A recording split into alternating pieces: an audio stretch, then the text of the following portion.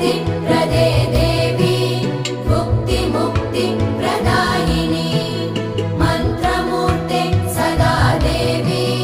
महालक्ष्मी नमोऽस्तु ते महादेव्यै च विद्महे विष्णुपत्नी च धीमहि